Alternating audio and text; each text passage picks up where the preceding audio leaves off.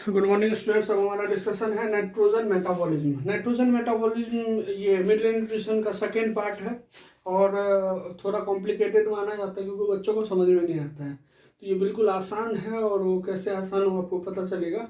देखो नाइट्रोजन की रिक्वायरमेंट जो है बॉडी मोस्ट एबंडेंट रिक्वायरमेंट, मतलब सबसे ज़्यादा रिक्वायरमेंट है नाइट्रोजन की। क्यों? क्योंकि नाइट्रोजन से जितने भी अमाइनो एसिड है, न्यूक्लिक एसिड है, एंजाइम्स है, हार्मोन्स है, प्रोटीन्स है, क्लोरोफिल है और एमाइड है, ये जितने भी चीज हैं सब में कुछ ना कुछ नाइट्रोजन होते हैं। न्यूक्लियोटाइड में नाइट्रोजन होगा, एंजाइम में, अमाइनो एसिड में, तो सब में नाइट्रोजन होता है। तो नाइट्रोजन की रिक्वायरमेंट मोस्ट एबंडेंट क्वांटिटी में है। लेकिन आप देखोगे कि टोटल एयर का 78% नाइट्रोजन है भी, नाइट्रोजन का रिक्वायरमेंट ज्यादा है। अब तो ये एटमॉस्फेयर में नाइट्रोजन ज्यादा है भी, तो 78% नाइट्रोजन है टोटल एयर का। फिर भी नाइट्रोजन क्यों लिमिटिंग फैक्टर है सॉइल में? Nitrogen is limiting factor in the soil. तो अब उसको हम जानेंगे, ठीक है, आगे डिस्कस करेंगे। देखो सबसे पहले क्या होता है कि नाइट्रोजन यूज करने के लिए एक एंजाइम की जरूरत होती है, वो है एंजाइम नाइट्रोजिनेज। नेचर ने नाइट्रोजिनेज एंजाइम कुछ प्रोकैरियोट्स को ही दिया है, ओनली कुछ प्रोकैरियोट्स को। तब कुछ प्रोकैरियोट्स को ही नाइट्रोजिनेज दिया है नाइट्रोजन यूज करने के लिए। तो बाकी यूकैरियोट्स एंड जो बाकी प्रोकैरियोट्स, उसको भी नाइट्रोजन की मतलब रिक्वायरमेंट तो है।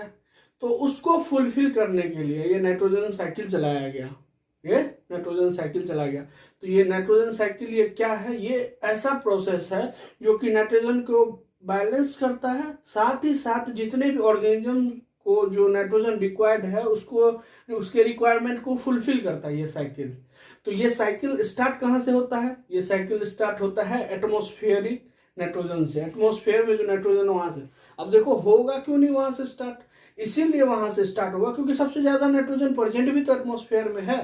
तो एटमॉस्फेयर से ये स्टार्ट होता है। तो ये स्टार्ट होता है, तो ये जो प्रोसेस स्टार्ट होता है उसको बोलते हैं नाइट्रोजन फिक्सेशन।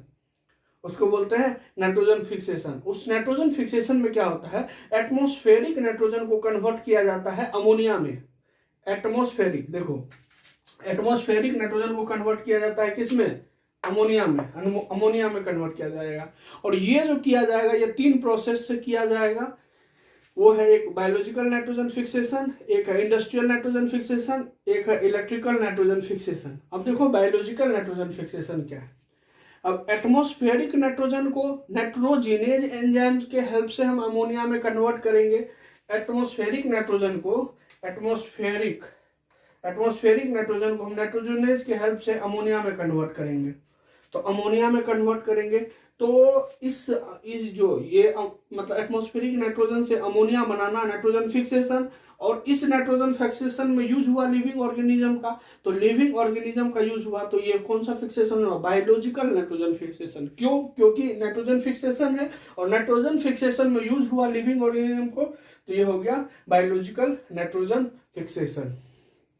ठीक है, उसके बाद बायोलॉजिकल नाइट्रोजन फिक्सेशन के बाद आते हैं इंडस्ट्रियल नाइट्रोजन फिक्सेशन। देखो इंडस्ट्रियल नाइट्रोजन फिक्सेशन क्या होता है? इसमें जो है इंडस्ट्री में क्या होता है, एटमॉस्फेरिक नाइट्रोजन का यूज करके उसको यूरिया में कन्वर्ट किया जाता है। एटमॉस्फेरिक नाइट्रोजन से हम यूरिया बना लेते हैं, कहाँ पे? इंडस्ट्री में।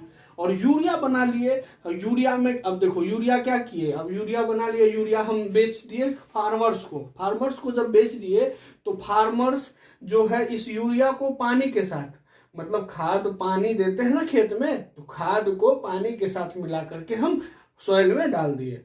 तो सॉइल में डाल दिए तो यूरिया वाटर से रिएक्ट करके, मतलब वाटर से रिएक्ट करके हाइड्रोलाइसिस होता है यहाँ पे।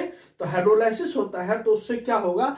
2 मोल अमोनिया का बचेगा और 1 CO2, मतलब 2 मोल अमोनिया बनेगा और 1 CO2 तो बाहर रिलीज हो जाएगा और अमोनिया को इसी तरह प्लांट में ले लिया जाएगा।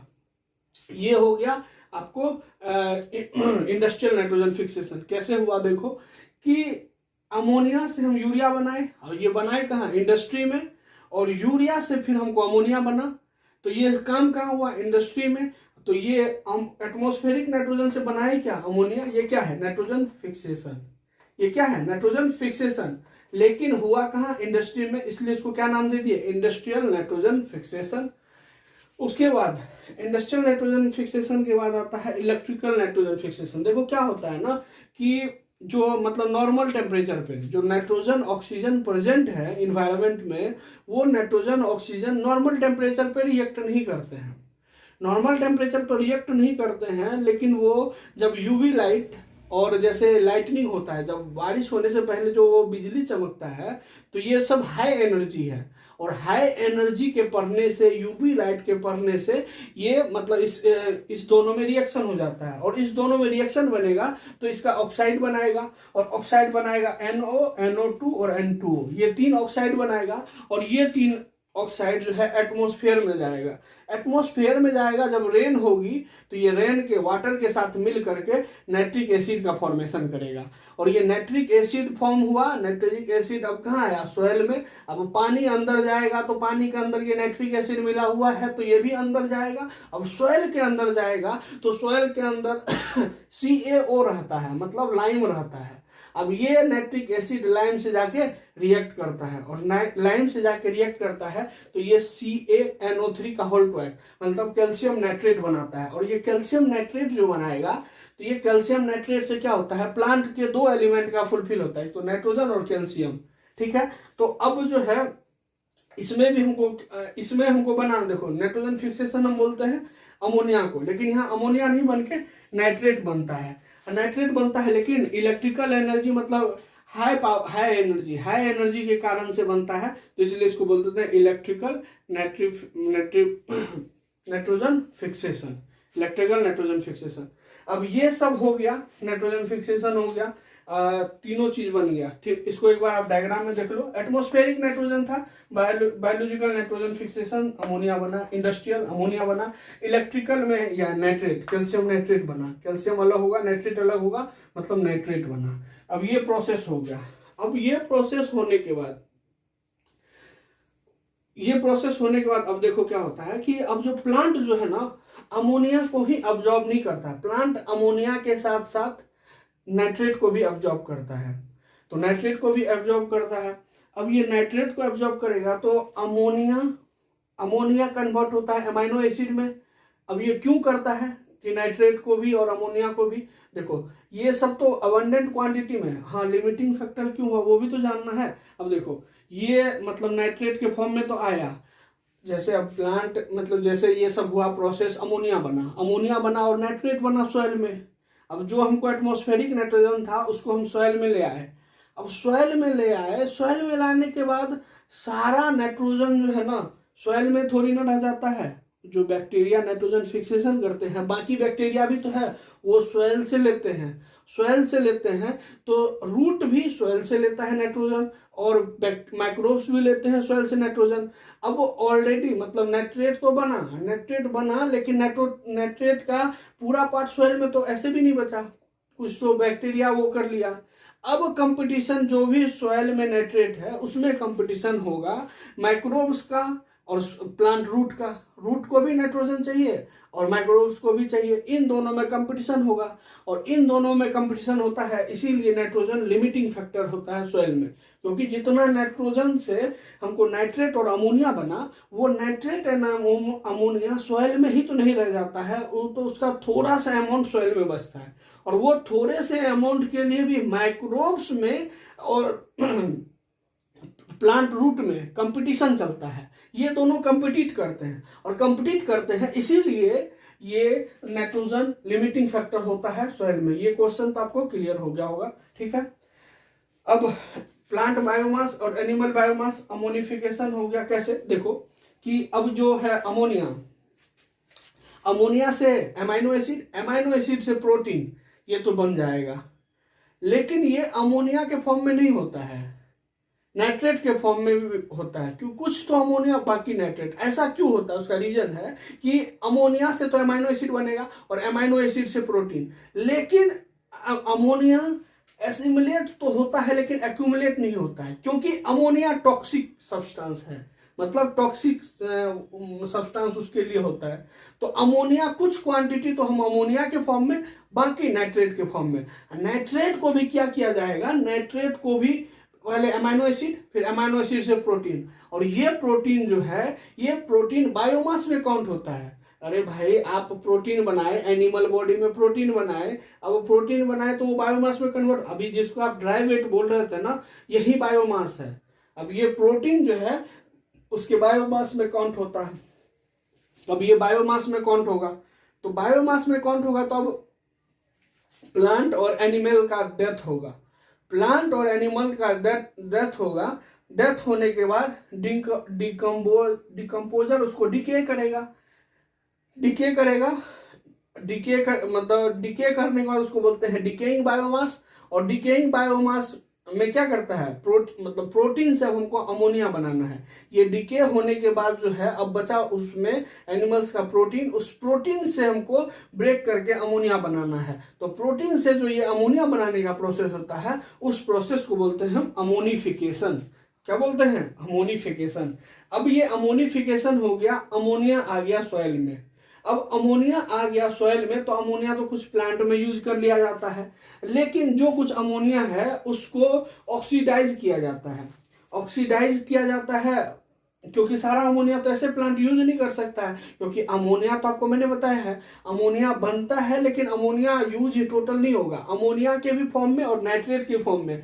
अमोनिया क्यों नहीं होता है वो भी मैंने आपको बता दिया, क्योंकि अमोनिया एसिमिलेट होना मतलब सिंथेसिस होना आसान है, एक्यूमुलेट होना मुश्किल है, क्योंकि ये टॉक्सिक होता है। तो नाइट्रेट के फॉर्म में होता है, तो अब इसको नाइट्रेट के फॉर्म में कुछ तो ऑब्जॉर्ब हो गया, और जो ऑब्जॉर्ब नहीं हुआ, मतलब एब्जॉर्ब नहीं हुआ, उसका क्या किए, उसको हम ऑक्सीडाइज किए। तो NH3 को ऑक्सीडाइज किए तो NO2 माइनस, इसको ऑक्सीडाइज किए तो NO3 माइनस बना, और NO3 माइनस बना। तो इस प्रोसेस को हम क्या बोलते हैं, नाइट्रिफिकेशन। इसको क्या बोलते हैं, नाइट्रिफिकेशन। अब जो ये नाइट्रेट बना, अब ये नाइट्रेट जो है, अब ये तो प्लांट बायोमास में चले जाएगा, प्लांट बायोमास में जाएगा, लेकिन जो कुछ नहीं जा पाया, जो सॉइल में रह गया, उसको माइक्रोब्स जो है फिर मतलब कन्वर्ट कर देते हैं एटमॉस्फेरिक नाइट्रोजन को। और वो जो एटमॉस्फेरिक नाइट्रोजन को मतलब में कन्वर्ट करते हैं, उस प्रोसेस को दिया जाता है डीनाइट्रिफिकेशन। तो देखो डीनाइट्रिफिकेशन, तो ओवरऑल देखो प्रोसेस क्या होता है कि सबसे पहले हमारे पास क्या है, एटमॉस्फेरिक नाइट्रोजन को कन्वर्ट किया जाएगा अमोनिया में। इसको कन्वर्ट करने के लिए 3 process, biological nitrogen fixation, industrial और इलेक्ट्रिकल नाइट्रोजन फिक्सेशन। बायोलॉजिकल और इंडस्ट्रियल दोनों का प्रोडक्ट अमोनिया है, और इंडस्ट्रियल का प्रोडक्ट NO3 माइनस है, ठीक है, नाइट्रेट है। अब बायोलॉजिकल क्यों बोले, क्योंकि उसमें लिविंग ऑर्गेनिज्म का यूज किए हैं नाइट्रोजन फिक्सेशन में, इसलिए उसको बायोलॉजिकल। इंडस्ट्री का यूज किए हैं नाइट्रोजन फिक्सेशन में, तो इंडस्ट्रियल नाइट्रोजन फिक्सेशन। और इलेक्ट्रिकल एनर्जी का यूज हुआ है, तो वो इलेक्ट्रिकल नाइट्रोजन फिक्सेशन। अब हो गया नाइट्रोजन फिक्सेशन, अब बन गया अमोनिया। अब अमोनिया या तो यूज हो जाएगा, यूज नहीं होगा तो नाइट्रेट के फॉर्म में कन्वर्ट हो जाएगा, और नाइट्रेट के फॉर्म में कन्वर्ट होगा तो ये अमोनिया कहाँ आ जाएगा, मतलब या तो नाइट्रेट में चले जाएगा या तो अमोनिया यूज हो जाएगा।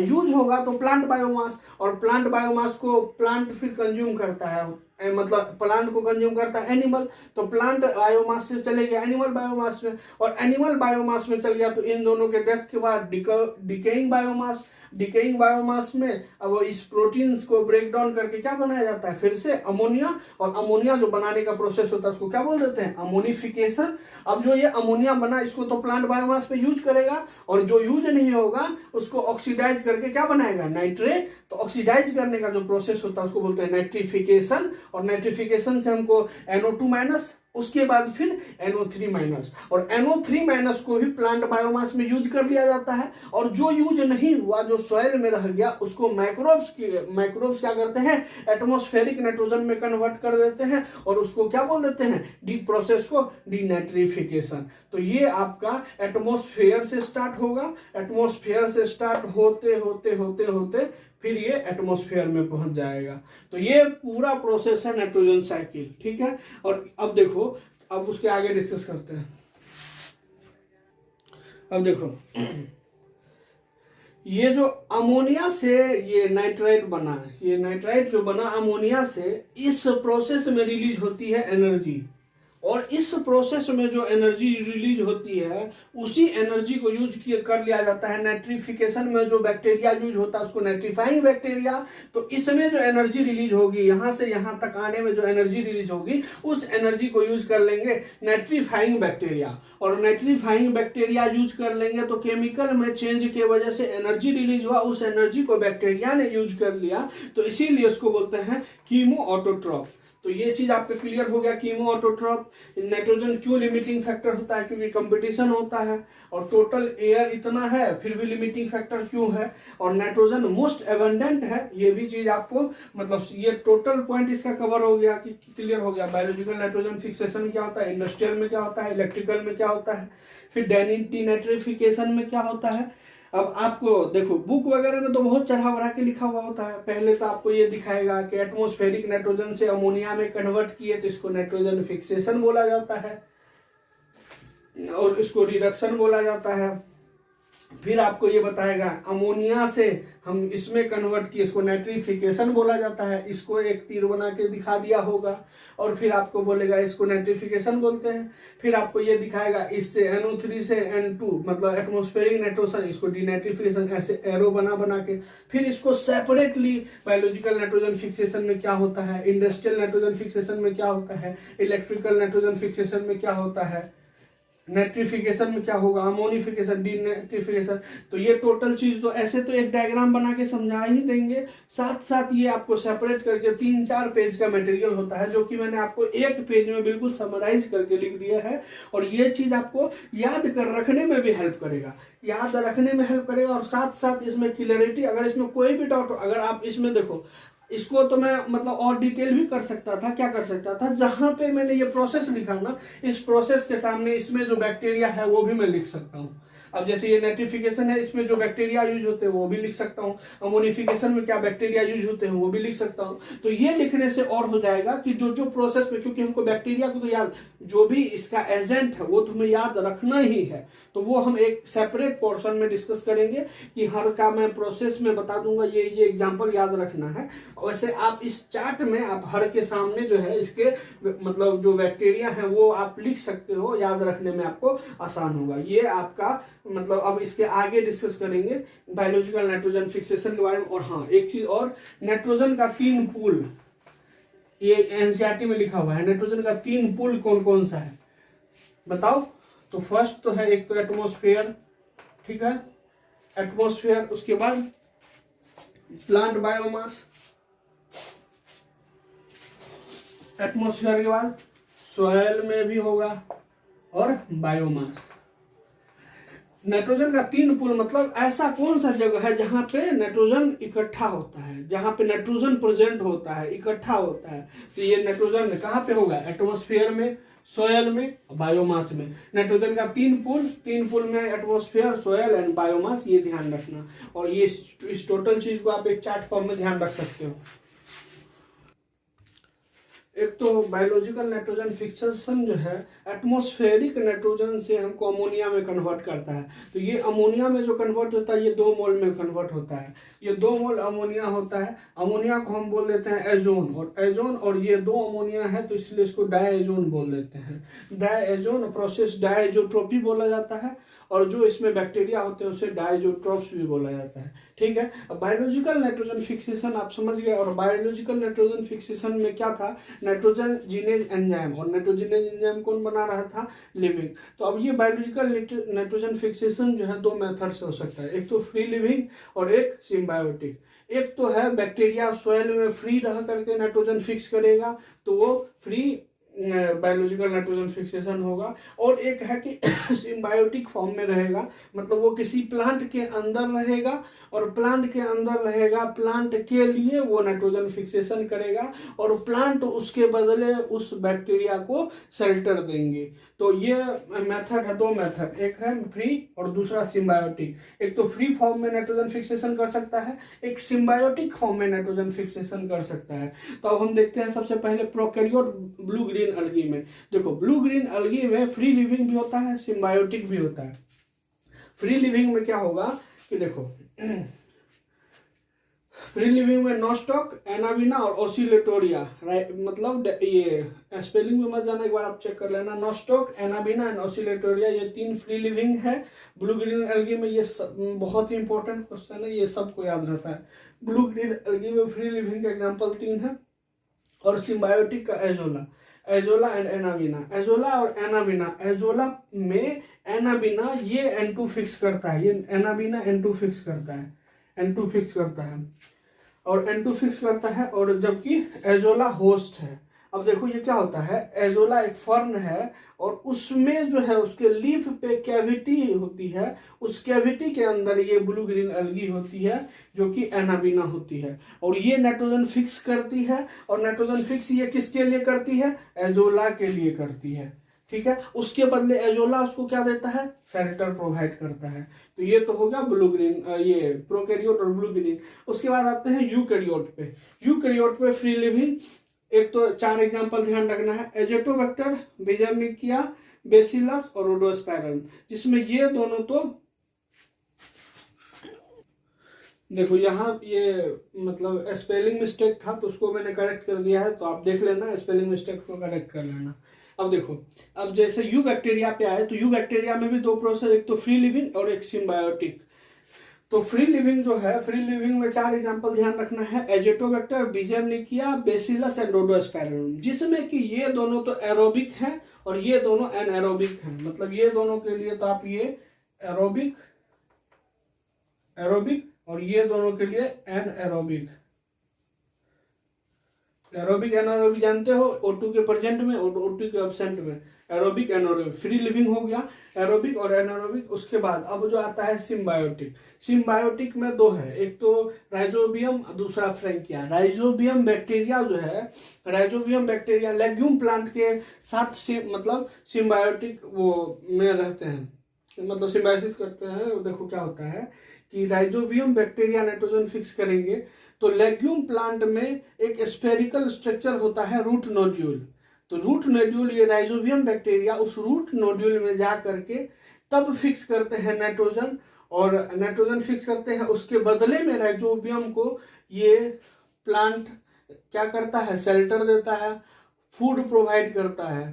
तो रूट नोड्यूल, इसमें फॉर्मेशन होता है रूट नोड्यूल, ठीक है। उसके बाद फ्रैंकिया है। फ्रैंकिया जो है फिलामेंटस है और ये नॉन लेग्यूम प्लांट के लिए, देखो रूट नोड्यूल तो इसमें भी बनेगा लेकिन ये लेग्यूम प्लांट के साथ नहीं, ये नॉन लेग्यूम प्लांट के साथ। तो फ्रैंकिया सिम्बायोटिक एसोसिएशन शो करता है नॉन लेग्यूमिनस प्लांट के साथ, और नॉन लेग्यूमिनस प्लांट के साथ ये करेगा, जिसमें कि क्या होगा कि रूट नोड्यूल तो उसमें भी बनते हैं और ये भी रूट नोड्यूल में जाके नाइट्रोजन फिक्सेशन करता है।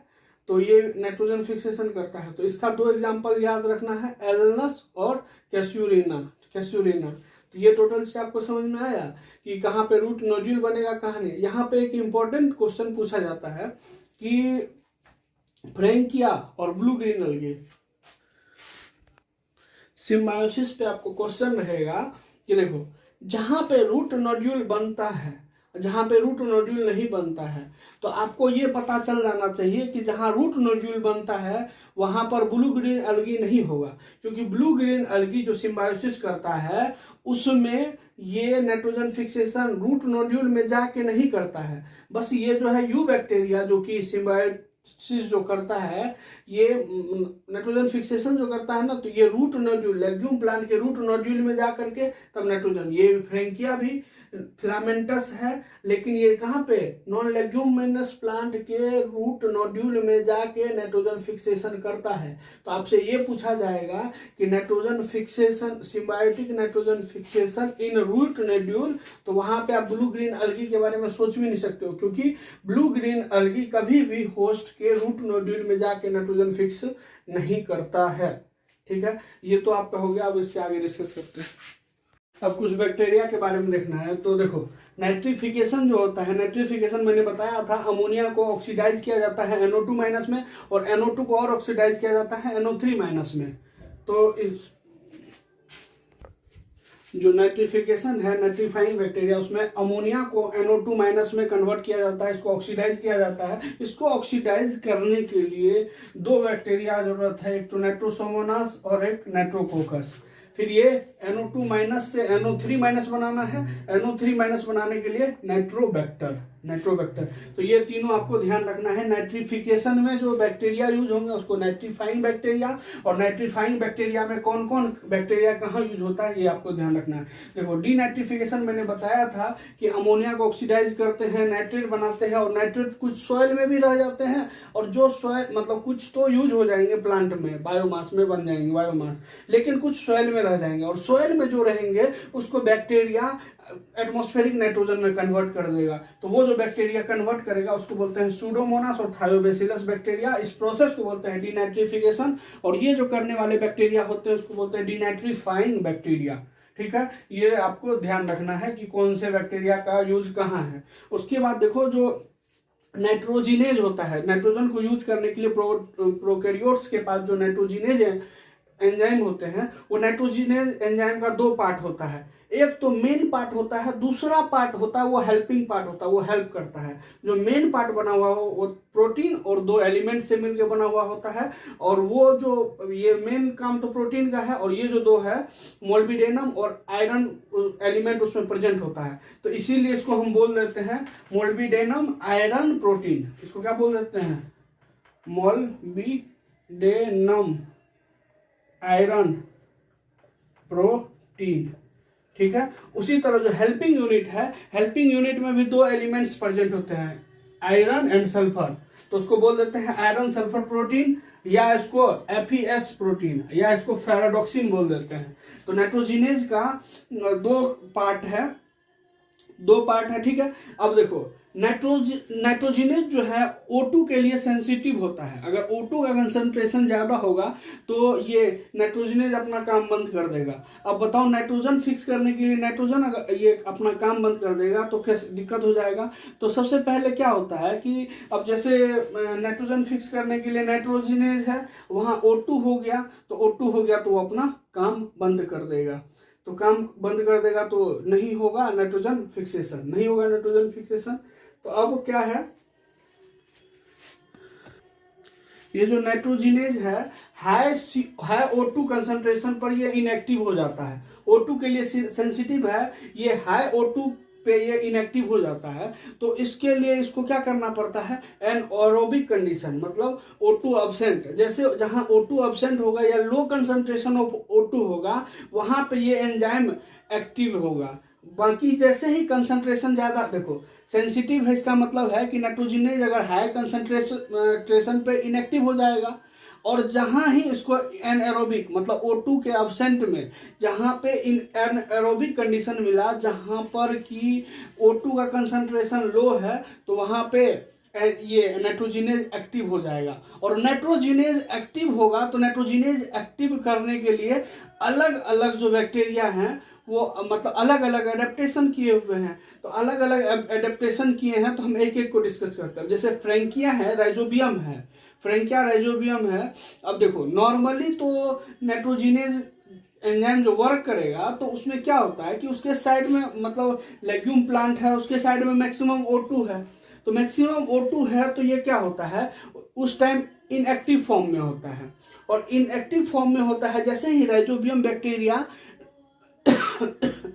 मतलब रूट नोड्यूल में जाता है और नाइट्रोजन फिक्स करता है, तो रूट नोड्यूल में जो जाता है, तो रूट नोड्यूल में जाने के बाद वो एक स्पेशल प्रोटीन मतलब स्पेशल केमिकल कंपाउंड बनाता है। उस केमिकल कंपाउंड को O2 स्कैवेंजर बोलते हैं। और ये O2 स्कैवेंजर क्या है कि मतलब O2 को खाने वाला, O2 को खा जाएगा। तो उसमें जो O2 रहेगा, रूट नोड्यूल में जो O2 रहेगा वो उसको खा जाएगा, और वहां पे एनएरोबिक कंडीशन डेवलप कर देगा। और एनएरोबिक कंडीशन डेवलप हो जाएगा तो फिर क्या हो जाएगा, नाइट्रोजन फिक्सेशन। तो फ्रैंकिया और राइजोबियम लेग्यूम प्लांट जो है, लेग्यूम प्लांट क्या करते हैं कि जैसे ही पहले तो राइजोबियम बैक्टीरिया इनएक्टिव होगा क्योंकि वहां पे O2 का कंसंट्रेशन ज्यादा है, चारों तरफ O2 है। फिर वो जब रूट नोड्यूल में जाएगा तो रूट नोड्यूल में जाने के बाद वहां पे एक केमिकल कंपाउंड बनाएगा, वो केमिकल कंपाउंड O2 को खा जाता है, जिसको कि O2 स्कैवेंजर बोलते हैं, और वहां पे फिर नाइट्रोजन फिक्सेशन हो जाता है। अब देखो राइजोबियम जो है और लेग्यूम प्लांट, मतलब ये इसमें ये जो है मतलब कि दोनों मिल करके ये O2 स्कैवेंजर बनाएगा। ये O2 स्कैवेंजर है लैग हीमोग्लोबिन। लैग हीमोग्लोबिन में हीम पार्ट को तो है राइजोबियम बैक्टीरिया बनाता है, ग्लोब्यूलिन पार्ट को लेग्यूम प्लांट बनाता है। तो अगर ऐसे देखें कि राइजोबियम ही बस लैग हीमोग्लोबिन बना लेगा, पॉसिबल नहीं है। लैग हीमोग्लोबिन जो O2 स्कैवेंजर है, इसको बनाने के लिए दोनों का मतलब प्लांट का भी जरूरत है और बैक्टीरिया का भी, मतलब होस्ट का भी और बैक्टीरिया का भी जरूरत है, ठीक है। उसी तरह जो नॉन लेग्यूमिनस प्लांट है, नॉन लेग्यूमिनस प्लांट में O2 स्कैवेंजर की जगह ट्राइटरपीन होपेनोइड O2 स्कैवेंजर की तरह मतलब वहां पे फॉर्मेशन होता है। ये जो केमिकल कंपाउंड का फॉर्मेशन होता है ट्राइटरपीन होपेनोइड, और ये O2 स्कैवेंजर की तरह। फिर उसी तरह आप ब्लू ग्रीन एल्गी में देखोगे कि ब्लू ग्रीन एल्गी में ये O2 के मतलब O2 के लिए अपने सेल को थिक कर लेती है, हेट्रोसिस्ट बना लेती है। तो हेट्रोसिस्ट बना लेती है, उससे O2 एंटर नहीं हो पाता है, O2 एंटर नहीं हो पाता है तो फिर नाइट्रोजन फिक्सेशन हो जाएगा। तो अब क्या होता है कि देखो, आप देखोगे नॉर्मल जितने भी सेल्स हैं, नॉर्मल सेल्स में आप देखोगे फोटोसिस्टम 1 एंड फोटोसिस्टम 2 दोनों होता है। लेकिन जो हेट्रोसिस्ट हैं, हेट्रोसिस्ट सेल स्पेशलाइज्ड सेल हैं, और हेट्रोसिस्ट सेल में फोटोसिस्टम 2 नहीं है, और फोटोसिस्टम 2 नहीं होगा हेट्रोसिस्ट सेल में, ब्लू ग्रीन एल्गी के हेट्रोसिस्ट सेल में फोटोसिस्टम 2 नहीं होगा, तो वहां वाटर का स्प्लिटिंग नहीं होगा, और वाटर का स्प्लिटिंग नहीं होगा तो वहां O2 रिलीज नहीं होगा, और O2 रिलीज नहीं होगा तो इसको एनाएरोबिक कंडीशन मिलेगा, और एनाएरोबिक कंडीशन मिलेगा तो फिर ये क्या कर लेगा, नाइट्रोजन फिक्सेशन। तो आप ये देखो कि ब्लू ग्रीन एल्गी में हेट्रोसिस्ट होते हैं। हेट्रोसिस्ट सेल एक स्पेशलाइज सेल है जिसमें फोटोसिस्टम 2 नहीं है। फोटोसिस्टम 2 नहीं है तो वहां O2 रिलीज नहीं होगा, मतलब O2 रिलीज नहीं क्योंकि वाटर का स्प्लिटिंग नहीं होगा, और फिर इसका हो जाएगा नाइट्रोजन फिक्सेशन। उसके बाद अब दिक्कत क्या आ रहा है, फ्री लिविंग एनारोबिक जो है, तो वो फ्री लिविंग एनारोबिक है, मतलब उसको तो O2 का अब्सेंस ही मिल रहा है। फ्री लिविंग तो है, वहां पे O2 अब्सेंट है, तो यहाँ तो नाइट्रोजन फिक्सेशन कर लेगा। लेकिन फ्री लिविंग एरोबिक बैक्टीरिया जो है, जहां पे मतलब कि O2 का प्रेजेंट है, तो वैसे बैक्टीरिया में ये क्या करते हैं अपने में मॉडिफिकेशन, कि जो मतलब ये अपने मेटाबॉलिज्म फास्ट कर लेते हैं। ये अपना मेटाबॉलिज्म फास्ट कर लेते हैं, और मेटाबॉलिज्म फास्ट करते हैं, इससे क्या होता है कि जो भी O2 आता है सेल के अंदर, जो भी O2 सेल के अंदर आता है वो उसी को यूज कर लेता है, और इतना फास्ट ये होता है कि O2 को मौका ही नहीं मिलता है उसमें जाने का। तो जितने भी O2 अंदर आते हैं उसको ये मतलब रिएक्ट करके वो यूटिलाइज कर लेता है। तो यूटिलाइज कर लेता है तो O2 को जमा होने ही नहीं देगा, तो वहां पर के मतलब हो जाएगा नाइट्रोजन फिक्सेशन। तो इस तरह करके जो है अलग अलग जो ऑर्गेनिजम्स हैं ये अलग अलग मतलब नाइट्रोजन फिक्सेशन के लिए अपना एडेप्टेशन अपना करते हैं, कि कोई तो अपने सेल को ठीक कर लिया, कोई अपने मेटाबॉलिज्म को फास्ट कर लिया, मेटाबॉलिज्म को फास्ट, जैसे फ्री लिविंग एरोबिक जो है वो मेटाबॉलिज्म को फास्ट कर लिया, एनारोबिक को तो कोई दिक्कत ही नहीं है। ब्लू ग्रीन एल्गी है, हेट्रोसिस्ट बना लिया, और नॉन लेग्यूमिनस प्लांट जो है वो एक केमिकल बना लिया ट्राइटरपीन हेपेनाइड, वो कैसा है O2 स्कैवेंजर की तरह, जो O2 खा जाता है, O2 खा जाएगा, एनारोबिक कंडीशन, वहां पे नाइट्रोजन फिक्सेशन। फ्रैंकिया और राइजोम जो है ये लैग हीमोग्लोबिन बना लेता है जो कि O2 स्कैवेंजर है, और जो कि एनारोबिक कंडीशन डेवलप कर देता है, और वहां पे फिर नाइट्रोजन फिक्सेशन हो जाता है। तो नाइट्रोजिनेज का फंक्शन ये टोटल चीज। अब देखो राइजोबियम एवं लेग्यूम सिम्बायोसिस में क्या क्या होता है। देखो सबसे पहले जो है राइजोबियम बैक्टीरिया और लेग्यूम प्लांट्स कांटेक्ट में आते हैं। सबसे पहले ये rhizobium bacteria legume plant contact में, मतलब नोड्यूल कैसे फॉर्मेशन होगा और कैसे नाइट्रोजन फिक्स होगा, यही चीज देख रहे हैं। तो राइजोबियम बैक्टीरिया एंड लेग्यूम पहले कांटेक्ट में आते हैं। कांटेक्ट में आने के बाद राइजोबियम बैक्टीरिया जो है एक स्पेशल प्रोटीन सिक्रीट करती है जिसको बोलते हैं राइकेडेसिन। ये राइकेडेसिन प्रोटीन सिक्रीट करती है। फिर ये जो लेग्यूम प्लांट है ये राइकेडेसिन जैसे ही सिक्रीट करती है तो लेग्यूम प्लांट एक इसके रिस्पॉन्स में एक फ्लेविनोइड एक स्पेशल वो भी प्रोटीन सिक्रीट करती है जिसको कि हम नाम देते हैं फ्लेविनोइड।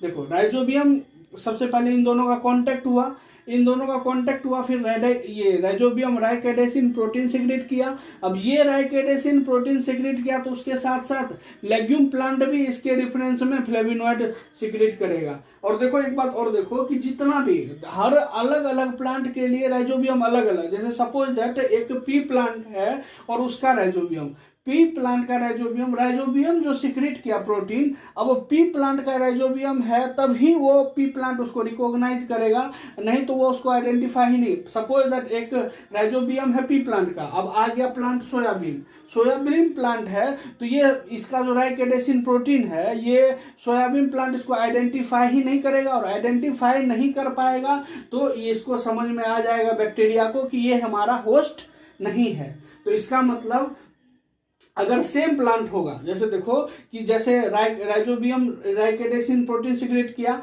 अगर वो पी प्लांट का राइजोबियम है, अब पी प्लांट का होस्ट है, वो इसको आइडेंटिफाई करेगा, और आइडेंटिफाई किया और देख लिया कि हाँ आइडेंटिफाई हो गया कि उसके बाद तब वो प्लांट होस्ट सिक्रीट करेगा एक स्पेशल प्रोटीन, वो होता है फ्लेविनोइड। और ये फ्लेविनोइड और इधर राइकेडेसिन ये दोनों चीज सिक्रीट हो गया तो इन दोनों केमिकल्स का जान पहचान होता है जिसको बोलते हैं केमिकल रिकॉग्निशन। ये राइजोबियम जो सिक्रीट किया राइकेडेसिन, लेग्यूम जो सिक्रीट किया फ्लेविनोइड, इन दोनों का जान पहचान होगा। जान पहचान होने के बाद, जान पहचान केमिकल रिकॉग्निशन, ये जान पहचान होने के बाद ये राइजोबियम जो है ये राइकेडेसिन बनाना स्टॉप कर देता है, और राइकेडेसिन बनाना स्टॉप कर देता है, उसके बदले में कुछ सम प्रोटीन्स बनाना शुरू कर देता है, ठीक है, और बनाना शुरू कर देता है। ये सम प्रोटीन्स बनाना शुरू किया, इसके बाद क्या होता है कि रूट पे लेक्टिन प्रोटीन होते हैं, जो इस प्रोटीन को पकड़ते हैं, और इस प्रोटीन को पकड़ते हैं। इसका मतलब ये है जब ये इस प्रोटीन को पकड़ेगा तो इसका इतना सा मतलब है कि राइजोबियम बस इन्फेक्शन अब करेगा लेग्यूम प्लांट में, मतलब राइजोबियम और लेग्यूम अब ज्वाइन होने वाला है। तो जो ये सम प्रोटीन है इसको लेक्टिन प्रोटीन कहाँ होते हैं, होस्ट पे, रूट पे होते हैं, वो इसको पकड़ते हैं, और पकड़ने से क्या होता है रूट हेयर में चेंजेज आ जाती है, और रूट हेयर में चेंजेज आ जाती है तो रूट हेयर कर्ल हो जाता है, लूप फॉर्म कर लेता है, और इससे क्या होता है कि रूट का सेल वॉल डिस्ट्रॉय हो जाता है लेकिन सेल मेम्ब्रेन डिस्ट्रॉय नहीं होता है। अब इसके बाद नेक्स्ट स्टेप क्या होता है, जब सेल वॉल, अभी जो ये लेक्टिन प्रोटीन और ये सम प्रोटीन के वजह से अब रूट इसको पकड़ लिया, पकड़ने के बाद रूट में जो चेंजेज आया, curling of root hair, loop form हो गया, और लूप फॉर्म होने के बाद क्या हुआ, सेल वॉल डिस्ट्रॉय हुआ और सेल मेम्ब्रेन डिस्ट्रॉय नहीं हुआ। अब क्या होता है कि राइजोबियम बैक्टीरिया सीरीज के फॉर्म में, अब सीरीज के फॉर्म में तो उसको थ्रेड बोल देते हैं, ये इन्फेक्शन कॉज करेगा। सेल वॉल डिस्ट्रॉय हो गया लेकिन सेल मेम्ब्रेन डिस्ट्रॉय नहीं हुआ। अब राइजोबियम बैक्टीरिया आएगा, उस सेल मेम्ब्रेन को क्रॉस करना चाहेगा, सेल वॉल को तो क्रॉस कर लेगा लेकिन सेल मेम्ब्रेन को क्रॉस करना चाहेगा, लेकिन सेल मेम्ब्रेन को ये क्रॉस नहीं कर पाएगा। तो क्रॉस नहीं कर पाएगा तो ये थ्रेड के फॉर्म में सेल मेम्ब्रेन को पुश करते हुए अंदर जाएगा, और सेल मेम्ब्रेन को पुश करते हुए अंदर जाएगा तो इससे इसको क्या फायदा मिलेगा कि जो राइजोबियम बैक्टीरिया है उसके ऊपर सेल मेम्ब्रेन की प्रोटेक्टिव कवरिंग हो गई।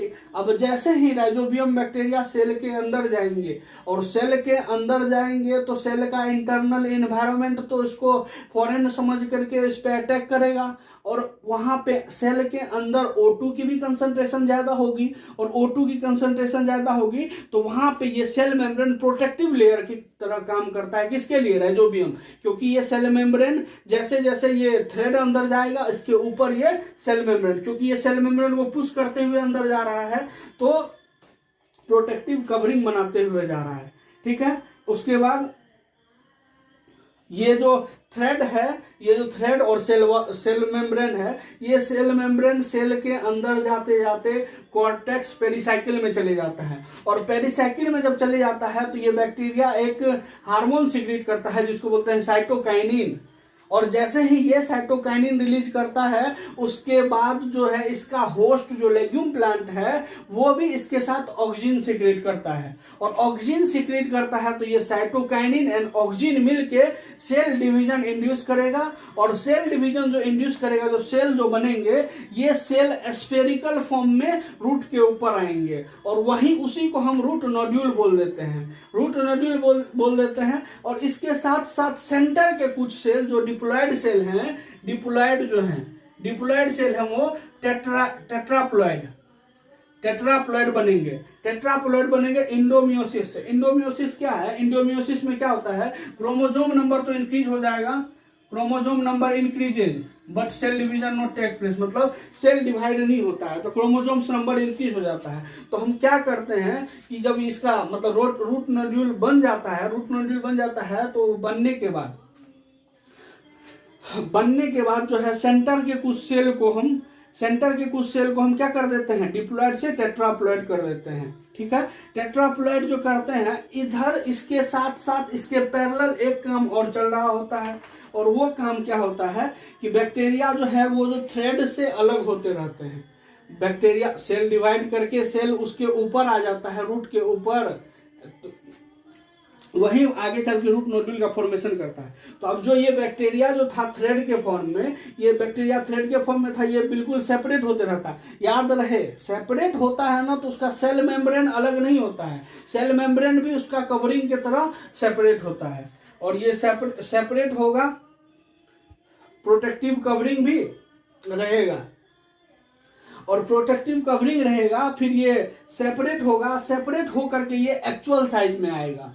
इसका एक्चुअल साइज स्फेरिकल नहीं होता है, इसका एक्चुअल साइज होता है रॉड शेप, और इसका स्फेरिकल साइज एक्चुअल नहीं है, ये स्फेरिकल साइज बस ये बैक्टीरिया के अंदर आने में आसानी हो उसके कारण ये अपने स्फेरिकल शेप को गेन करता है। अब वो स्फेरिकल सेल से अपने एक्चुअल शेप में आएगा, और जब एक्चुअल शेप में आएगा तो उसको हम बोल देते हैं बैक्टीरियोइड। और यही बैक्टीरियोइड जो है, अब जो बैक्टीरियोइड है ये बैक्टीरियोइड जो है नॉर्मल इन्वायरमेंट में, नॉर्मल सेल में नहीं रह सकती है, तो ये नॉर्मल सेल में नहीं रह सकती है, तो इसको रहने के लिए ये स्पेशलाइज्ड सेल तैयार किया गया, ये 4N टेट्राप्लॉयड जो डिप्लॉयड से टेट्राप्लॉयड जो बना है, ये बैक्टीरियोइड जाकर के इस सेंट्रल सेल में रहेगा, और सेंट्रल सेल में रहेगा तो स्टार्ट हो जाएगा रूट नोड्यूल का फॉर्मेशन, और रूट नोड्यूल का फॉर्मेशन होगा तो ये फिक्स करना शुरू कर देगा, नाइट्रोजन फिक्सेशन। लेकिन इसके साथ एक पैरेलल में और काम होता है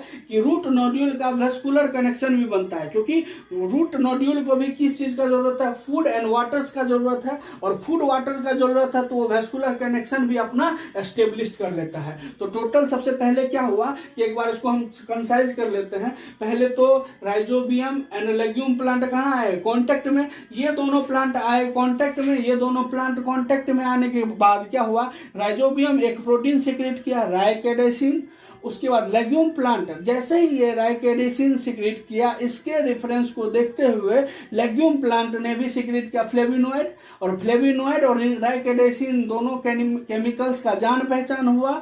जान पहचान होते ही राइजोबियम ने राइकेडेसिन बनाना बंद कर दिया, राइकेडेसिन बनाना बंद किया, और उसके जगह पे एक स्पेशल मतलब सम प्रोटीन्स बनाना शुरू कर दिया।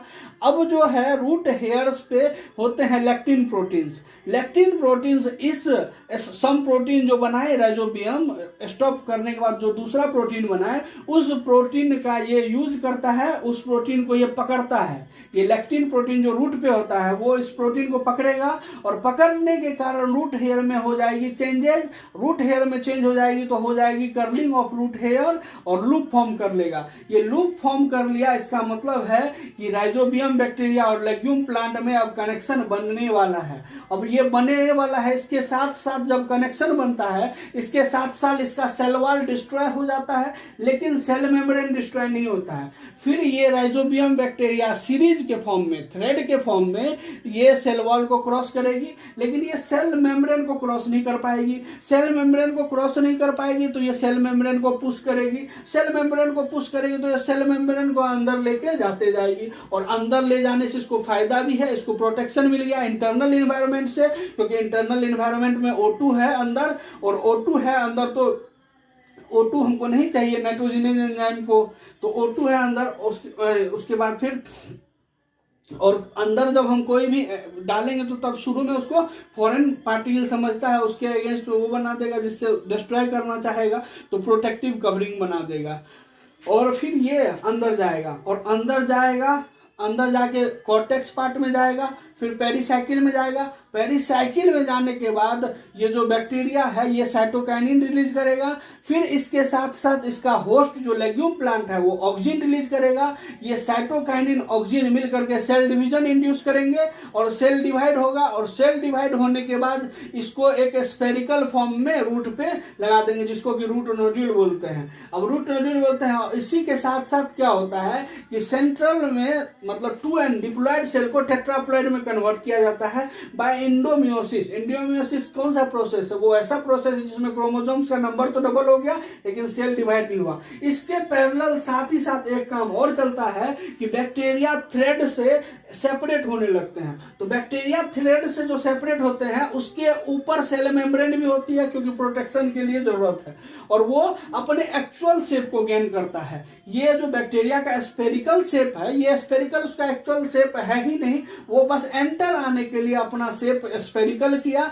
अब वो अपना नॉर्मल शेप में आया। नॉर्मल शेप कैसा है? रॉड शेप, और उसको हम कह देंगे बैक्टीरियोइड। और ये बैक्टीरियोइड जाके रहता है, अभी जो हम सेंट्रल सेल में जो 4n बनाए थे ये जाके उस 4n में रहेगा, और 4n में रहेगा तो स्टार्ट कर देगा रूट नोड्यूल का फॉर्मेशन, और रूट नोड्यूल का फॉर्मेशन हो जाएगा। उसके बाद क्या हो जाएगा? नाइट्रोजन फिक्सेशन होना स्टार्ट हो जाएगा, और इसी के पैरेलल में इसका वेस्कुलर कनेक्शन बनने लगता है। रूट से इसका वेस्कुलर कनेक्शन बनने लगता है, और इसका रूट से वेस्कुलर कनेक्शन एस्टेब्लिश हो जाता है, और इसी तरह रूट नोड्यूल का फॉर्मेशन हो जाता है, फिर नाइट्रोजन फिक्सेशन हो जाता है। तो ये all about rhizobium and legume symbiosis. Mechanism of biological nitrogen fixation. अब कैसे बायोलॉजिकल नाइट्रोजन फिक्सेशन का मैकेनिज्म क्या है वो देखना है। देखो, ये तो पहले रिडक्शन प्रोसेस है। इसमें क्या होगा कि एटमॉस्फेरिक नाइट्रोजन को हाइड्रोजन के साथ जोड़ के हमको अमोनिया बनाना है, और अमोनिया कितना बनाना है? 2 मोल अमोनिया बनाना है, और ये बहुत एनर्जी कंज्यूमिंग प्रोसेस है। 1 मोल अमोनिया बनाने में 8 एटीपी खत्म होता है, और हमें बनाना है 2 मोल, तो कितना एटीपी खत्म होगा? 16 एटीपी, और एटीपी 16 एटीपी खत्म होगा। तो एटीपी खत्म होता है क्या?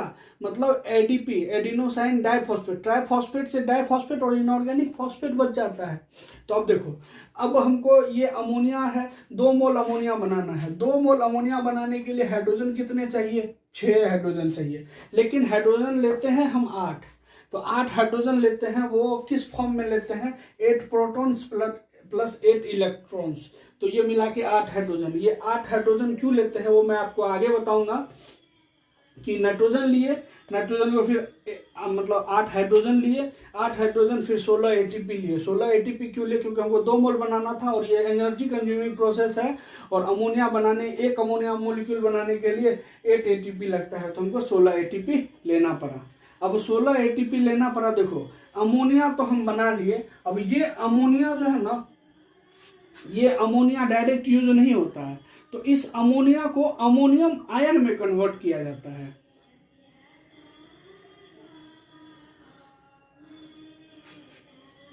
और ये देखो, हमको 2 मोल अमोनिया बनाना था। 2 मोल अमोनिया बनाने के लिए 6 हाइड्रोजन रिक्वायर्ड थी और 2 नाइट्रोजन। 2 नाइट्रोजन तो यहाँ हो गया, 6 हाइड्रोजन का यूज हो चुका है। हमारे पास बचा है 2 हाइड्रोजन। अब 2 हाइड्रोजन बचा है, तो अमोनिया को हमको कन्वर्ट करना पड़ता है अमोनियम आयन में। तो अमोनियम आयन में कन्वर्ट करने के लिए हम क्या करते हैं? इसको प्रोटोनेटेड कर देते हैं। प्रोटोनेटेड कर देते हैं, H+ से वो कर देते हैं।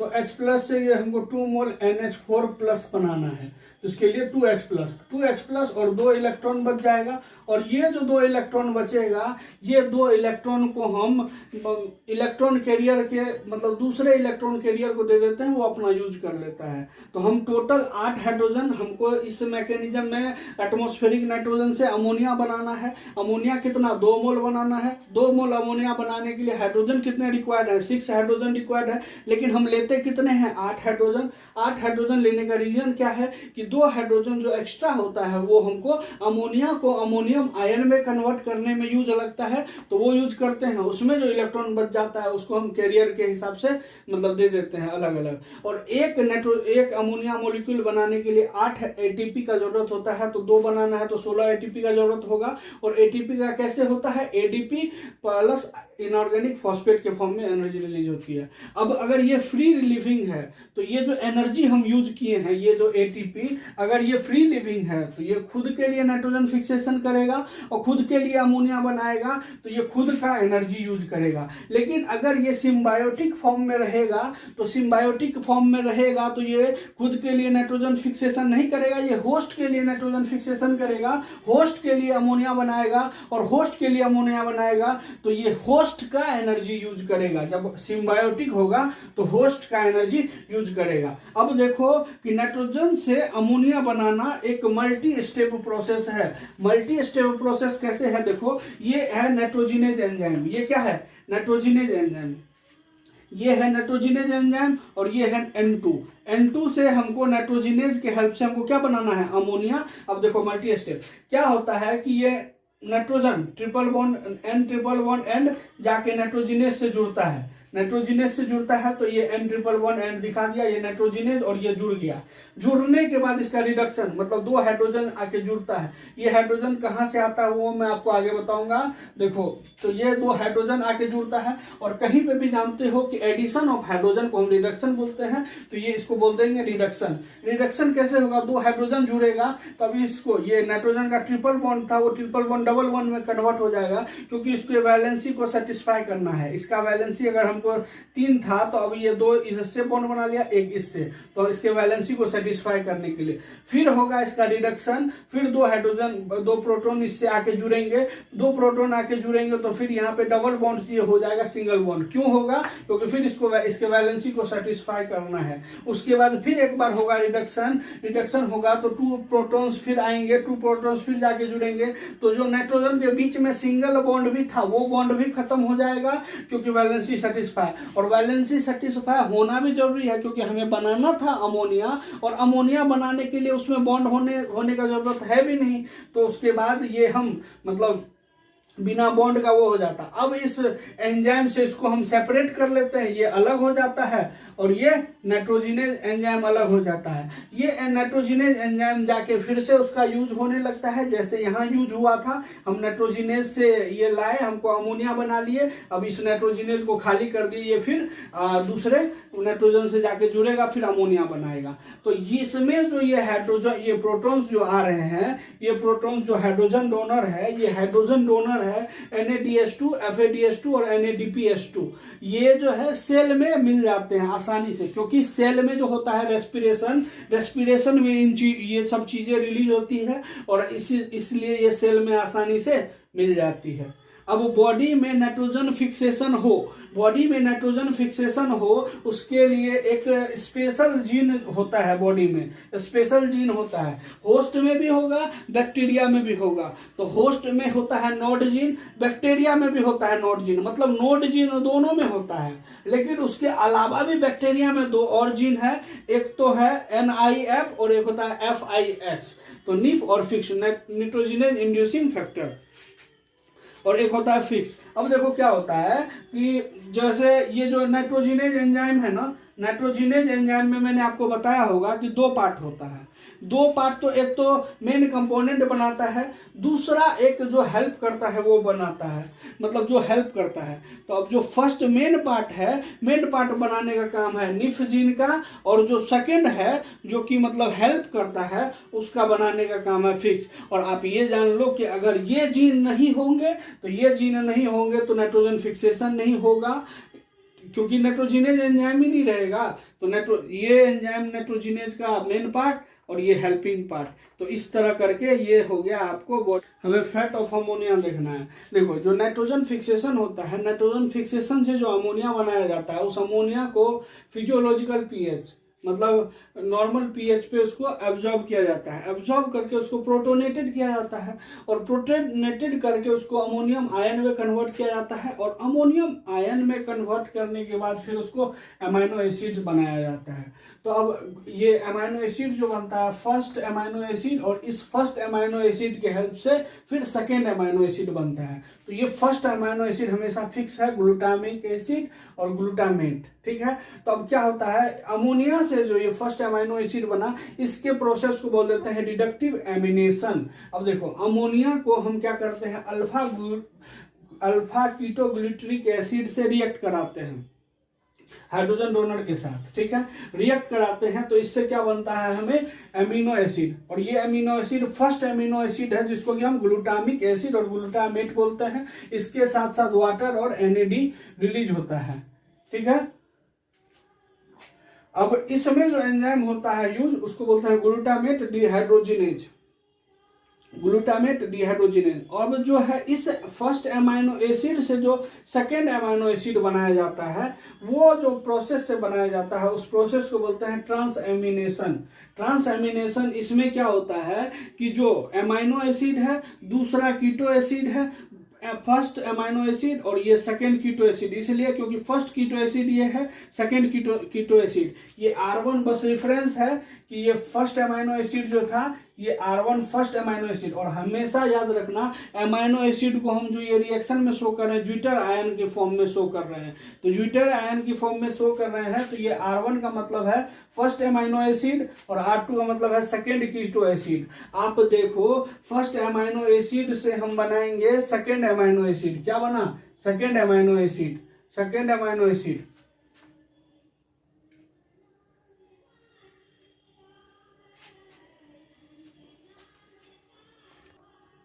ये कैसे बनाएंगे, देखो हम क्या करते हैं, इसमें जो है देखो इसमें इस ग्रुप से इसको एक्सचेंज कर देते हैं, मतलब एमिनेशन, मतलब एमीन ग्रुप मतलब अमोनिया को एक्सचेंज कर देते हैं कीटोन से, अमोनिया को कीटो ग्रुप से एक्सचेंज कर देते हैं, इसीलिए बोला गया ट्रांस एमिनेशन, इसका एक्सचेंज होता है। और आप मतलब ऐसे तो देखोगे कि हाँ इसके इस ग्रुप को ट्रांसफर कर दिया जाता है इस पे, देखो R2 पे ये ग्रुप आ गया है कि नहीं आ गया है, तो आपको ये लगता है कि ये ग्रुप ट्रांसफर हो चुका है, तो लेकिन ये ट्रांसफर नहीं, एक्सचेंज हो चुका है, इसका इसमें और इसका इसमें। और अगर आप इसको डीपली देखोगे तो आपको ये पता चलेगा कि ये ग्रुप क्या, ये टोटल चीज ही देखो, इसका तो ये पार्ट, इसका ये पार्ट और इसका ये पार्ट, इसका मतलब ये है कि इसका R1 और इसका R2, इसका R1 सेपरेट होकर के इस यूनिट से जुड़ गया और ये R2 इससे जुड़ गया। देखो यही चीज हुआ कि नहीं हुआ, देखो ये R2 इससे जुड़ गया, देखो, और ये R1 इससे जुड़ गया। तो फर्स्ट अमाइनो एसिड तो हमेशा ग्लूटामिक एसिड होता है, और ग्लूटामिक एसिड से फिर दूसरा कीटो एसिड रिएक्ट होगा तो इसको सेकेंड कीटो एसिड बोलेंगे, और सेकेंड कीटो एसिड से फिर हमको बनेगा जो ये तो बन जाएगा first keto acid, first keto acid, और ये फर्स्ट कीटो एसिड जो हम यूज किए थे अमोनिया में ये फिर से यहाँ आ जाएगा, ये हमेशा इसका हमको जो यूज किए थे वो हमको मिल गया, तो ये फर्स्ट कीटो एसिड, और हमको फर्स्ट अमाइनो एसिड से मिल गया क्या, second amino acid, second amino acid मिल गया। तो इसी तरह ये क्यों हुआ, क्योंकि हम ट्रांसफर किए अमाइनो ग्रुप का, तो अमाइनो ग्रुप का ट्रांसफर करने से हमको हुआ, तो इस प्रोसेस को बोल दिए ट्रांसएमिनेशन। यही है फैक्ट ऑफ अमोनिया। अमोनिया का फ्यूचर क्या होगा कि अमोनिया, देखो अमोनिया फ्यूचर में जाके अमोनियम आयन में कन्वर्ट होगा और अमोनियम आयन से अमाइनो एसिड बनेंगे, और वो जो फर्स्ट अमाइनो एसिड बनेगा तो वो ग्लूटामिक एसिड बनेगा, और उस एसिड को बनने का प्रोसेस रिडक्टिव एमिनेशन, और उस रिडक्टिव एमिनेशन में जो एंजाइम यूज होंगे ग्लूटामेट डिहाइड्रोजिनेज। उसके बाद जो है जब फर्स्ट अमाइनो एसिड बनेगा, फर्स्ट अमाइनो एसिड के बाद फिर उसमें जो कीटो एसिड होगा वो सेकेंड कीटो एसिड होगा, क्योंकि फर्स्ट कीटो एसिड यूज हो चुका है, सेकेंड कीटो एसिड से रिएक्शन कराएंगे तो इसका जो है मतलब जो एमीन ग्रुप है वो ट्रांसफर होगा, ऐसा ट्रांसफर बोला जाता है, लेकिन होता एक्सचेंज है, ये इसमें चले जाएगा उसका इसमें चले जाएगा, तो वही चीज होगा। तो जो कीटो है वो कीटो फर्स्ट कीटो एसिड बन जाएगा, क्योंकि R ग्रुप इधर आके शिफ्ट होगा तो ये फर्स्ट कीटो एसिड बन जाएगा, और फर्स्ट कीटो एसिड बनेगा तो ये फर्स्ट कीटो एसिड जो हम यूज किए थे अमोनिया के साथ, तो ये फिर वहां पे हमको मिल गया, जो हम यूटिलाइज किए थे वो हमको बाहर आ गया, और हमको फर्स्ट अमाइनो एसिड से यहाँ पे सेकेंड अमाइनो एसिड बन गया। तो अब हमको अमोनिया से अमाइनो एसिड तक कैसे पहुंचे, यही है फ्यूचर अमोनिया का। और अब इसमें आपको बहुत सारे बुक में लिखा हुआ रहेगा कि ग्लूटामिक एसिड को keto acid oxalo acetic acid से रिएक्शन कराते हैं तो कीटो एसिड और एस्पार्टिक एसिड मिलता है। तो एस्पार्टिक एसिड बनाने के लिए किसका किसका यूज करते हैं ये आपको देख लेना है, ये आपको बुक में बहुत बुक में रहता है। ग्लूटामिक एसिड को अगर पायरुविक एसिड, ये भी एक तरह का कीटो एसिड है, इससे रिएक्शन कराते हैं तो ये अल्फा कीटो एसिड तो बनेगा, उसके साथ साथ ये एलानिन बनता है, एलानिन अमाइनो एसिड बनता है। तो आपको ये चीज ध्यान रहना चाहिए कि देखो अमाइनो एसिड जो सेकेंड अमाइनो एसिड बनता है, सेकेंड अमाइनो एसिड के रिफरेंस में जो कीटो एसिड रहेगा वो सेकेंड कीटो एसिड होगा। और अगर हमको एक यूनिट तो फिक्स है, क्योंकि फर्स्ट अमाइनो एसिड तो ग्लूटामिक एसिड ही होगा, वो तो फिक्स है, लेकिन सेकेंड अमाइनो एसिड का कोई फिक्स नहीं है। सेकेंड अमाइनो एसिड फिक्स नहीं तो सेकेंड कीटो एसिड फिक्स नहीं है। तो हमको अगर अमाइनो एसिड में चेंज करना है तो हम कीटो एसिड को चेंज करते रहेंगे तो अमाइनो एसिड चेंज होते रहेगा। तो ये हो गया फैट ऑफ अमोनिया, ठीक है। देखो अब इसको हम जो है ये अमाइनो ग्रुप इसमें भेजा, इसने इसको ट्रांसफर किया, तो इसको हम बोलते हैं अमाइनो डोनर, अमाइनो डोनर। और ये अमाइनो इस पे भेजा तो इसको बोलते हैं अमाइनो रेसिपिएंट। ये टर्म आपको मिलेगा तो ये कंफ्यूज ना करे, तो ये चीज आप ध्यान रखना। और मैक्सिमम जो है अमाइनो एसिड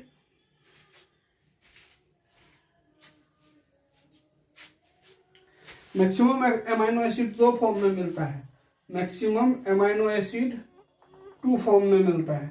एक तो होगा glutamic acid, G glutamic acid, दूसरा एस्पार्टिक एसिड, ठीक है। अब जो है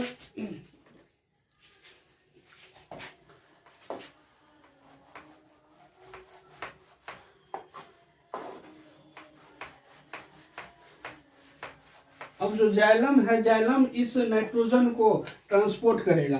अब इस जाइलम इस नाइट्रोजन को ट्रांसपोर्ट करेगा तो ये ट्रांसपोर्ट करता है अमाइनो एसिड के फॉर्म में, कुछ को ही करता है, ज्यादा एमाइड के फॉर्म में करता है, एमाइड के फॉर्म में ज्यादा क्यों करता है, क्योंकि एमाइड में ज्यादा नाइट्रोजन होते हैं, और ज्यादा नाइट्रोजन होते हैं तो ज्यादा नाइट्रोजन का ट्रांसपोर्ट होगा। तो अब ज्यादा नाइट्रोजन कैसे है उसको हम एक कंपेरिजन से देखते हैं। अब हमको मैं बता रहा हूँ, ये जो है नाइट्रोजन जाइलम के थ्रू प्लांट बॉडी में ट्रांसपोर्ट किया जाता है। तो नाइट्रोजन जो पहले हम उससे अमाइनो एसिड बनाए, अब अमाइनो एसिड से हमको एमाइड में कन्वर्ट करना पड़ता है। एमाइड में क्यों कन्वर्ट करते हैं, क्योंकि एमाइड में नाइट्रोजन कंटेंट ज़्यादा होता है, ज़्यादा कंटेंट होगा नाइट्रोजन तो कम टाइम में ज़्यादा नाइट्रोजन को ट्रांसपोर्ट कर पाएंगे, कम टाइम में ज़्यादा ट्रांसपोर्ट कर पाएंगे। तो इसीलिए हम अमाइनो एसिड की जगह इसको कन्वर्ट करते हैं एमाइड में। और एमाइड में कन्वर्ट करने का जो प्रोसेस होता है उसको बोला जाता है कैटालाइटिक एमाइडेशन। अब इसमें होता क्या है कि अब इसको एक कंपैरिजन से देखते हैं कि देखो ये तो है अमाइनो ग्रुप, इस अमाइनो एसिड है, इसको अमाइनो एसिड में हम इसको ज्यूटराइन में शो नहीं किए, नॉर्मल अमाइनो एसिड में शो किए हैं, और यहाँ नॉर्मल एमाइड है। तो अमाइनो एसिड में क्या होता है, ये हाइड्रोक्सिल ग्रुप है, अगर इसको हम रिप्लेस कर दे NH2 से तो ये एमाइड बन जाता है। तो हाइड्रोक्सिल ग्रुप रिप्लेस कर दे तो ये एमाइड बन जाता है। अब एक हम सिंपल सा कंपैरिजन देख रहे हैं एमाइड और इसमें। तो देखो अगर हम R ग्रुप को मानते हैं 3 कार्बन कंपाउंड है, तो 3 कार्बन कंपाउंड है, तो एक ये चौथा कार्बन, ये 5वां कार्बन, इसका मतलब टोटल कितने कार्बन, 5 कार्बन हो गए, टोटल 5 कार्बन। नाइट्रोजन कितने हैं, 1 नाइट्रोजन, तो 1 नाइट्रोजन। अमाइनो एसिड में 5 कार्बन एंड 1 नाइट्रोजन है। उसी तरह हम एमाइड जो बनाए, एमाइड में 3 नाइट्रोजन, 1 4 नाइट्रोजन, 5 नाइट्रोजन, टोटल कितने नाइट्रोजन, कार्बन, 5 कार्बन। और ये उसके बाद नाइट्रोजन कितना, 1 और 1 2 नाइट्रोजन। हम यहाँ पे 1 नाइट्रोजन और यहाँ 2 नाइट्रोजन। आप देख रहे हो अमाइनो एसिड से ज्यादा नाइट्रोजन कहाँ है, एमाइड में। तो एमाइड में अगर हम ट्रांसपोर्ट करेंगे तो हमको कम टाइम में ज्यादा नाइट्रोजन को हम पहुंचा पाएंगे, ठीक है। इसीलिए एमाइड के फॉर्म में वो करते हैं, ठीक। ठीक है। अब दो एमाइड सबसे ज्यादा वो होता है, उसका नाम है एस्पाराजीन, एक है ग्लूटामीन। ग्लूटामीन ग्लूटामिक एसिड से बना है और एस्पाराजीन एस्पार्टिक एसिड से बना है। अब एमाइड के साथ साथ सोयाबीन प्लांट जो होते हैं उसमें एक जो एमाइड के फॉर्म में नहीं होता है, उसमें यूरिड्स के फॉर्म में होता है। यूरिड्स के फॉर्म में होता है, ये यूरिड्स में भी नाइट्रोजन कंटेंट ज्यादा होता है, एमाइड से भी ज्यादा होता है। उसके बाद अब आता है नाइट्रोजन नाइट्रेट रिडक्शन। मतलब मैंने आपको एक जगह कहीं छोड़ दिया था टॉपिक, वो उसको डिस्कस करते हैं कि जो नाइट्रोजन फिक्स करके जो अमोनिया बनाते हैं, वो अमोनिया को तुरंत यूज कर लिया जाता है और अमोनिया को यूज करके अमाइनो एसिड में कन्वर्ट कर दिया जाता है, फिर ट्रांसपोर्ट किया जाता है। नहीं तो ये अमोनिया जो है अमोनियम आयन में जाएगा और अमोनियम आयन टॉक्सिक होता है। तो हम इस अमोनिया को क्या करते हैं, डायरेक्ट यूज कर लेते हैं, यूज करके अमाइनो एसिड में कन्वर्ट कर लेंगे, ट्रांसपोर्ट कर लेंगे। तो अब हमको अमोनिया के लिए ये बात है, अमोनिया को पहले हम यूज करते हैं फिर बाद में ट्रांसपोर्ट करते हैं। उसी तरह जो नाइट्रेट्स होते हैं, नाइट्रेट्स को पहले ट्रांसपोर्ट किया जाता है, जाइलम के थ्रू लीफ तक पहुंचाया जाता है और लीफ में यूटिलाइज करने वाले एंजाइम होते हैं। तो ये पहले ट्रांसपोर्ट होगा फिर बाद में यूज होगा, लेकिन ये पहले यूज होगा फिर ट्रांसपोर्ट होगा, और लेकिन ये पहले ट्रांसपोर्ट होगा फिर यूज होगा, क्योंकि लीफ में जाइलम के थ्रू ये लीफ पहुंचेगा और लीफ में ही यूटिलाइज करने का एंजाइम है, तो वहां पे नाइट्रेट का यूटिलाइजेशन होगा। तो ये आपका ऑल अबाउट नाइट्रोजन फिक्सेशन, ये आपका चैप्टर कंप्लीट होता है। Thank you. और आपको पसंद आए तो मेरे चैनल को लाइक एंड सब्सक्राइब कर देना। Thank you.